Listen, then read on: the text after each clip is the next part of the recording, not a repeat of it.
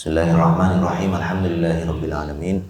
Wassalatu wassalamu ala asyrafil anbiya'i wal mursalin sayyidina Muhammadin wa ala alihi wa ashabihi ajma'in, amma ba'du.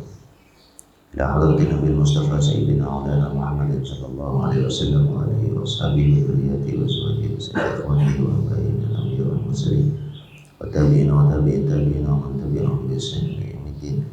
Wa ila arwahi abaina wa ummahatina wa ajdadina wa jaddatina wa masyayikhina wa masyayikhina وسائر العلماء المخلصين والأولياء المقربين وخصوصا لمؤلف هذا الكتاب الشيخ محمد هاشم الأشعري رضي الله عنه ونفعنا بعلومه. شيخ لله ولهم الفاتحة. أعوذ بالله من الشيطان الرجيم. بسم الله الرحمن الرحيم. الحمد لله رب العالمين الرحمن الرحيم مالك يوم الدين إياك نعبد وإياك نستعين اهدنا الصراط المستقيم صراط الذين أنعمت عليهم غير المغضوب عليهم ولا الضالين آمين.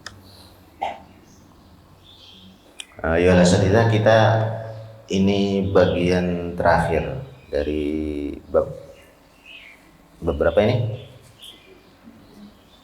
Bab 4, bab 3. Bab 4 ya.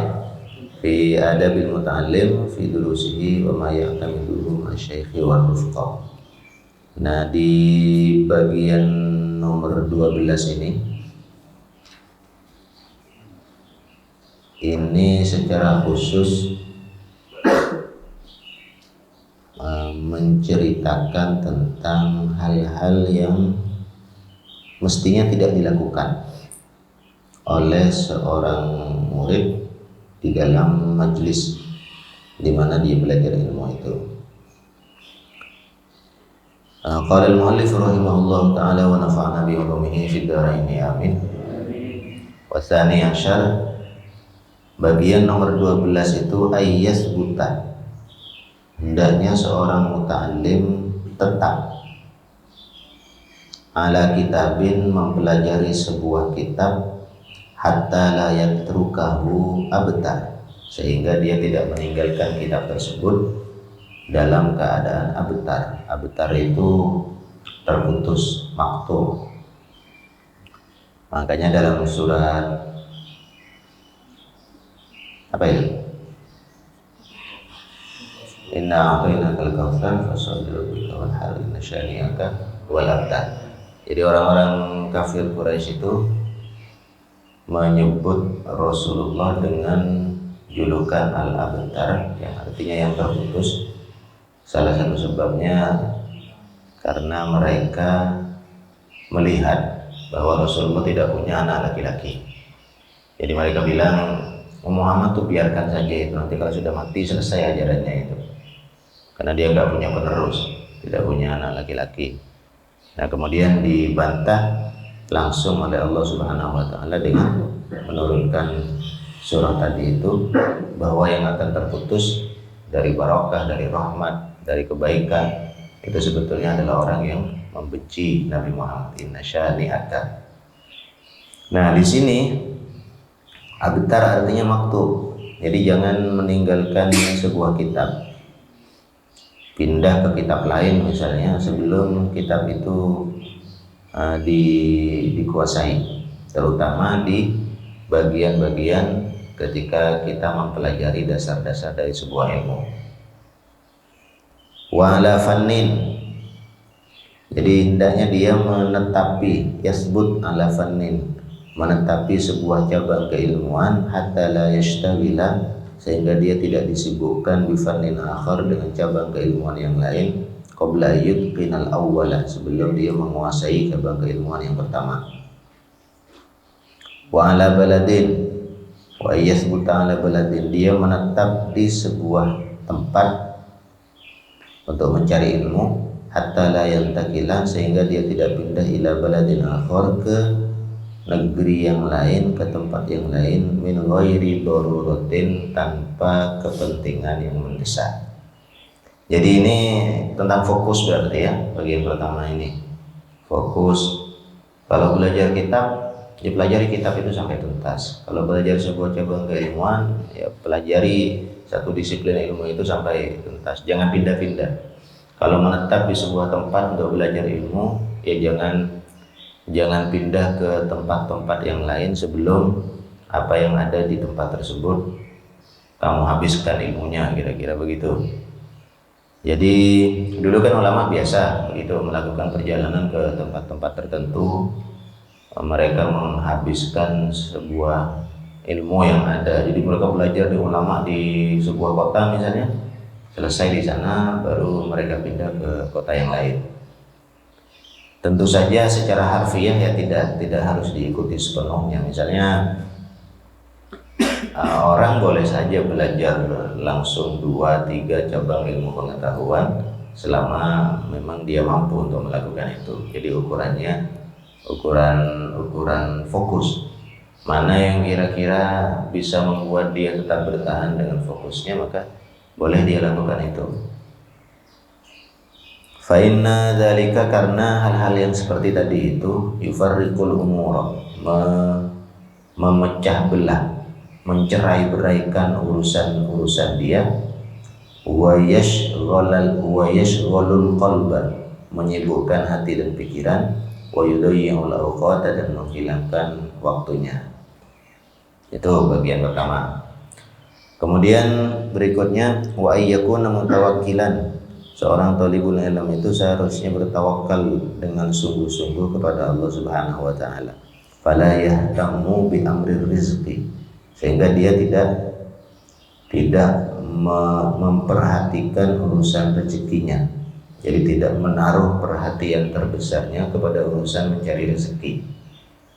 Wala yashghalu qalbahu, dan dia tidak menyibukkan hati dan pikirannya bidzalika, dengan urusan bekerja mencari rezeki. Sekali lagi ini tentang fokus. Orang itu biasanya kalau sudah tahu rasanya mencari uang sendiri, kemudian memperoleh uang dari hasil kerjanya sendiri, dia bisa keasikan dengan itu dan melupakan tujuan-tujuan belajar. Meskipun tentu saja sekali lagi ini tidak mutlak. Karena kalau kita baca sejarah para ulama, misalnya ada beberapa orang di antara mereka yang sambil belajar ya sambil mencari rezeki. Atau ada misalnya yang begini, mereka itu mencari modal untuk setahun dengan bekerja. Jadi setahun bekerja dulu, berdagang, menabung. Setahun berikutnya mereka berjalan kemana-mana mencari ilmu, melakukan rehlah fi talabil ilm. Nanti setahun modalnya habis, kerja lagi. Setahun lagi ngumpulkan uang, setahun berikutnya berangkat lagi. Ada beberapa yang begitu. Jadi intinya sekali lagi tetap persoalan fokus tadi itu. La yashghal qalbahu, tidak menyibukkan hati dan pikirannya dengan urusan-urusan di luar mencari ilmu.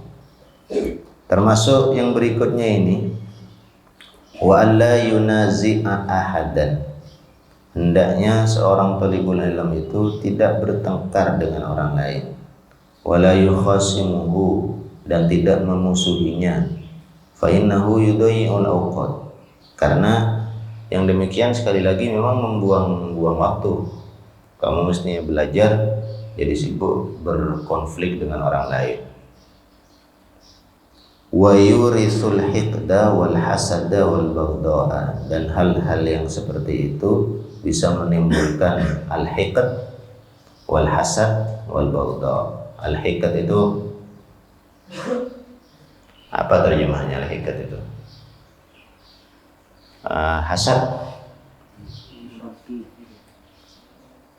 ya iri dan dengki gitu ya kira-kira. Tapi begini, apa bedanya al-hiqd dengan al-hasad itu? Kalau al-hasad itu kan definisi yang diberikan oleh para ulama, tamanni zawali nikmatil ghair.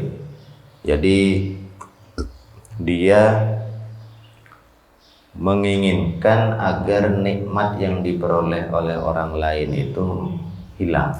Itu hasad. Kamu melihat misalnya ada seseorang dapat sebuah kenikmatan, sebuah karunia dari Allah, misalnya dia punya sesuatu yang baru, barang baru misalnya. Lalu dalam hati kamu muncul perasaan, mudah-mudahan apa yang dia punya itu hilang. Itu misalnya, katakanlah apa, kalau HP misalnya, ada kawan kamu punya HP baru, kalau kamu bilang, oh HP-nya bagus sekali, mudah-mudahan hilang HP-nya itu.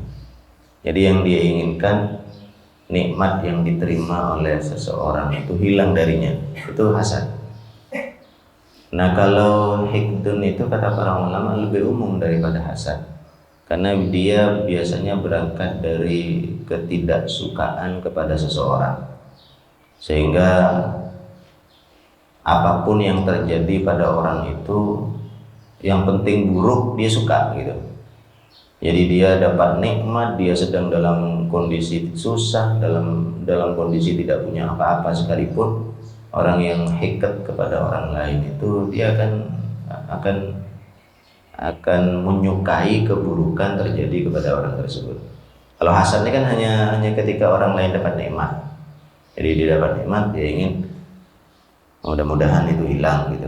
Jadi al-hikdu itu lebih umum dibandingkan dengan al-hasad. Al-baghdha dari kata Abu Ghadha yubu itu artinya membenci, jadi kebencian. Kemudian wa yajtaniba an mujalasatil mikthar.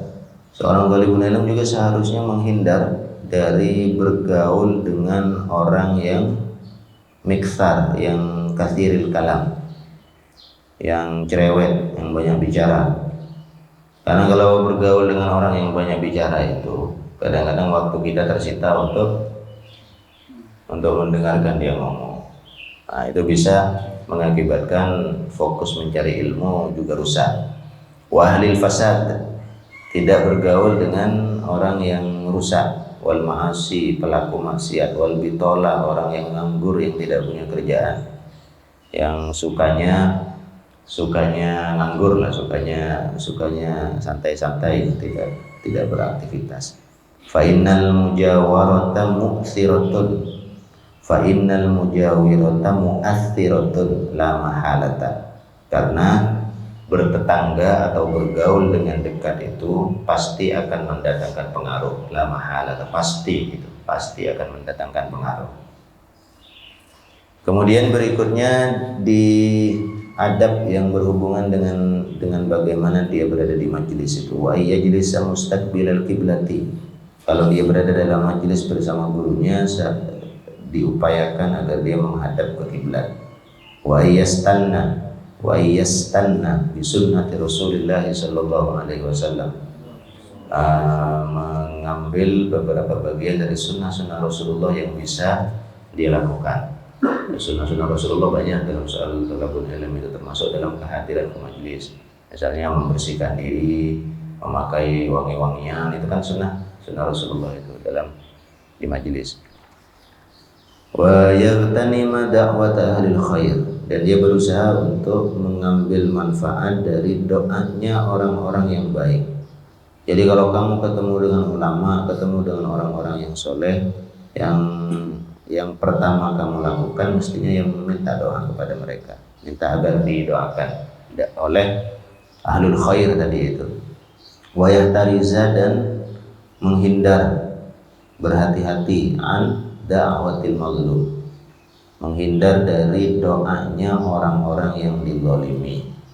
Maksudnya apa? Jangan menzalimi orang lain, karena biasanya orang yang dizalimi itu berdoa keburukan kepada orang yang menzaliminya, begitu kan. Jadi ketika disebutkan di sini bahwa hati-hatilah kamu dari doa orang-orang yang dizalimi, itu salah satu bagian dari maksudnya adalah jangan melakukan kezaliman kepada orang lain, sehingga orang yang dizalimi itu akan mendoakan keburukan bagi kamu. Wa anil ghibah, dan menghindar dari ghibah. Wa ayyuksiras sholata, memperbanyak sholat sunnah. Wa yusalliya, dan ketika dia melakukan sholat itu hendaknya dia melakukan sholat al-khashi'in, dengan sholatnya orang-orang yang khusyuk. Itu bagian ke-12. Bagian terakhir, wasalis asyar, ini tentang bagaimana dia seharusnya seorang thalibul ilm itu memperlakukan kawan-kawannya sesama thalibul ilm.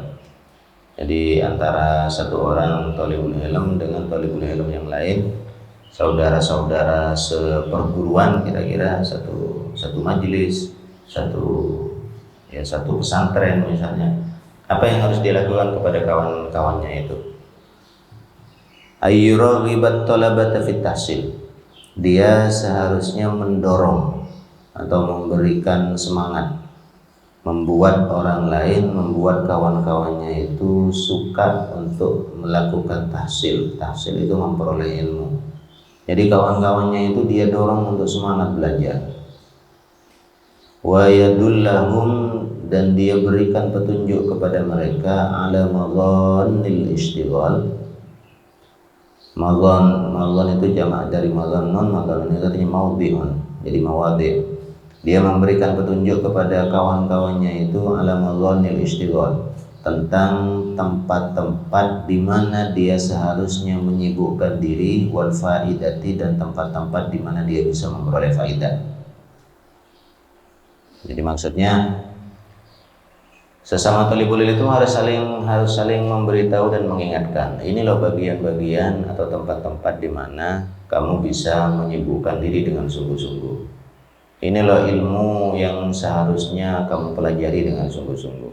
Ini kitab di mana kamu bisa memperoleh faidah yang banyak, gitu misalnya. Jadi saling mengingatkan, saling memberitahu. Wa yasrifa anhum, dan dia menghilangkan dari kawan-kawannya itu al-humuma, kesusahan-kesusahan, al-mushghilata anhu, yang bisa menyibukkan dirinya dari konsentrasi mencari ilmu tadi itu. Wa yuhawwina alaihim mu'natahu, dan dia meringankan beban yang ditanggung oleh kawan-kawannya. Ya, beban itu bisa beban finansial, keuangan, bantu kawanmu kalau kekurangan uang misalnya, dan seterusnya. Apapun itu yang bisa membebani dia dan mengganggu fokus dari mencari ilmu. Wa yudzakiru lahum mastafadahu, dan dia seharusnya juga mengingatkan kawan-kawannya itu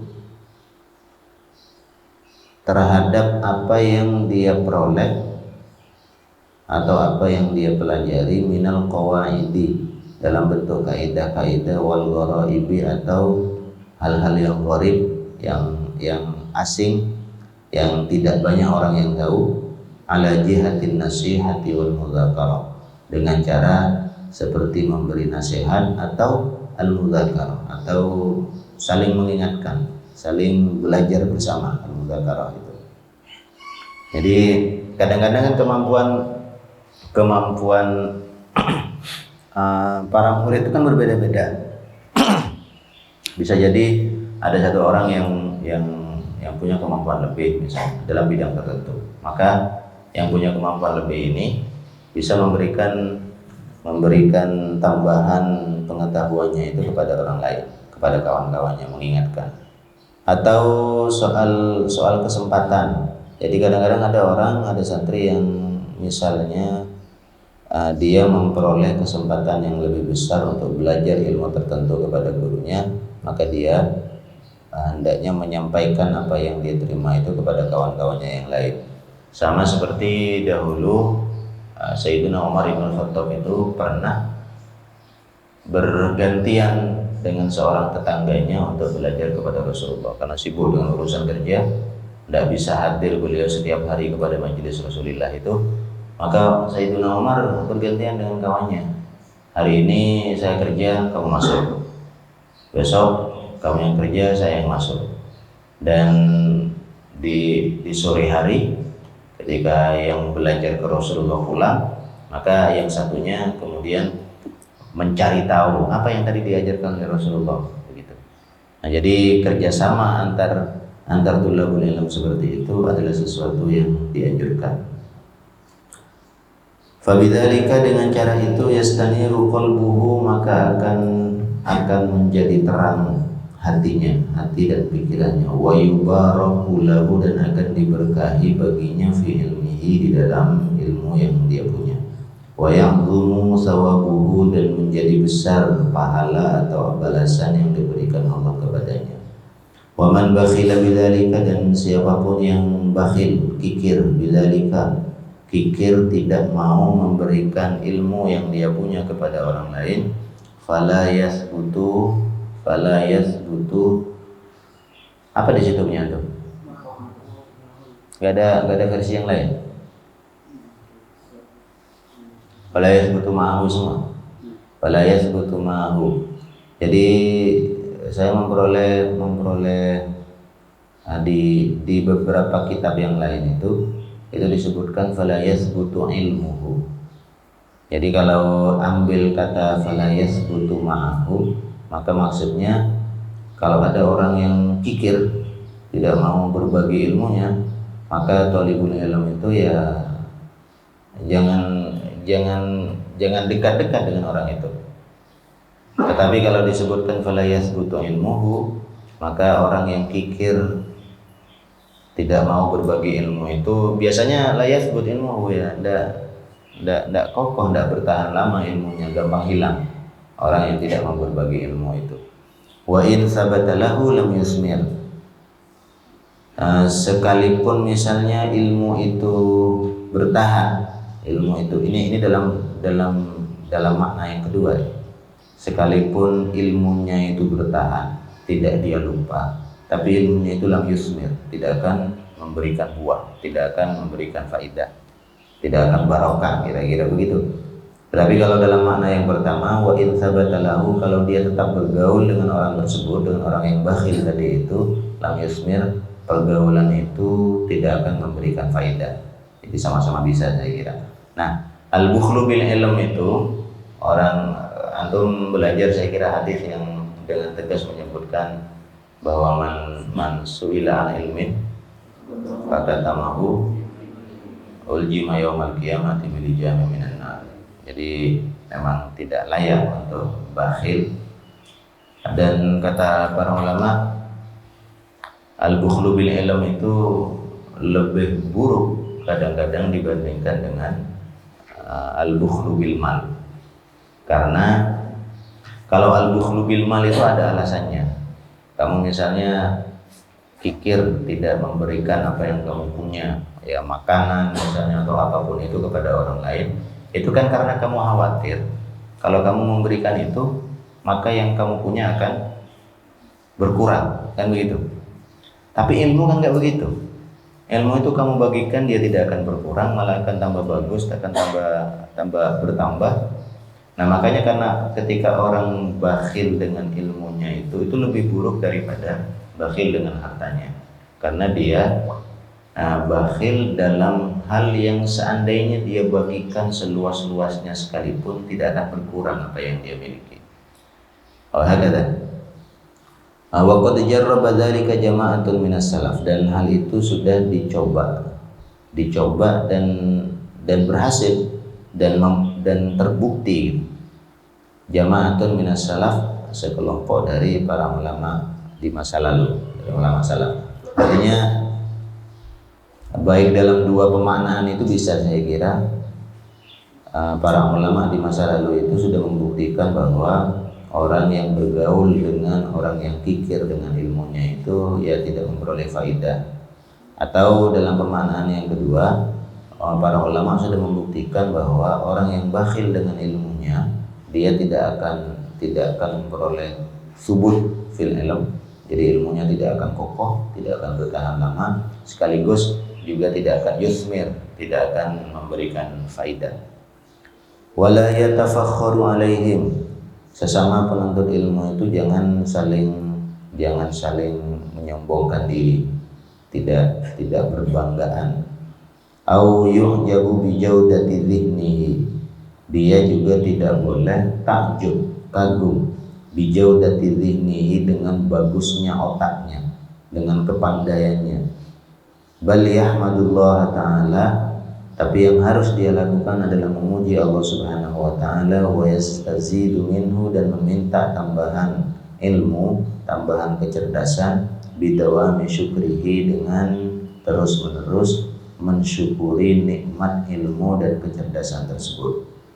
Wa yukrimuhum, dan seorang thalibul ilm itu memuliakan sahabat-sahabatnya bi ifsya'is salam, dengan menyebarkan salam. Wa zuhuril mawaddati, dengan menunjukkan rasa cinta, wal ihtiram, dan penghormatan. Wa yura'i lahum, dan dia memperhatikan, memelihara bagi mereka, bagi kawan-kawannya itu haqqus suhbati wal ukhuwah, hak-hak persahabatan dan persaudaraan fid dini wal hirfah, dalam agama, berdasarkan agama dan berdasarkan al-hirfah. Al-hirfah itu pekerjaan, profesi. Maksudnya orang yang sama-sama belajar ilmu itu, ikatan hubungan antara mereka seharusnya lebih kuat, karena setidaknya mereka punya dua alasan untuk menjadi saudara itu. Pertama alasan agama, sesama umat Islam. Yang kedua karena alasan hirfah tadi itu. Mereka semua sama-sama tulabul ilm. Orang-orang bilang al-ilmu rahimun baina ahlihi. Ilmu itu adalah rahim yang menyatukan semua orang yang terlibat di dalam proses pencarian dan pengajaran ilmu tersebut. Fa'innahum, karena mereka semua adalah ahlul ilmi, adalah ahlul ilm, wa hamalatuhu, dan pengemban ilmu itu, wa tullabuhu, dan penuntut ilmu. Wa yataghafalu an tafsirihim, dia seharusnya mengabaikan an tafsirihim, kekurangan-kekurangan yang mereka punya. Wa yaghfiru zalalahum, dia maafkan kesalahan-kesalahan mereka. Zalalun itu jamak dari zallatun. Zallatun itu biasanya kesalahan-kesalahan kecil. Wa yasturu auratihim, dan dia tutupi aurat mereka, tidak membongkar, menyebarkan aib yang dia ketahui dari sesama kawannya itu. Wa yashkuru muhsinahum, dia berterima kasih kepada orang-orang yang baik dari kawan-kawannya itu. Wa yatajawazu an musiihim, dan dia abaikan, dia maafkan, dia tidak masukkan ke hati an musiihim, orang-orang yang berlaku buruk dari kawan-kawannya itu. Selesai kita di bab keempat. Pertemuan berikutnya kita akan pindah ke bab kelima, fi adabil alim fi haqqi nafsihi. Ini sudah masuk ke bagian tentang al-alim, bagian yang berhubungan dengan tugas-tugas para guru. Jadi bagian-bagian sebelumnya itu kan masih tentang anil muta'alim, tentang murid, tentang santri, tentang pelajar, tentang pembelajar. Nah, di bagian berikutnya baru kita masuk ke bagian-bagian tentang guru, bagaimana seorang alim, seorang muallim menjaga adabnya sebagai alim tadi itu. Jadi demikian liku ana bi kafaratil majlis. Subhanallah walhamdulillah, asyhadu an la ilaha illa anta, astaghfiruka wa atubu ilaik. Wa akhiru da'wana alhamdulillahi rabbil alamin. Assalamualaikum warahmatullahi wabarakatuh.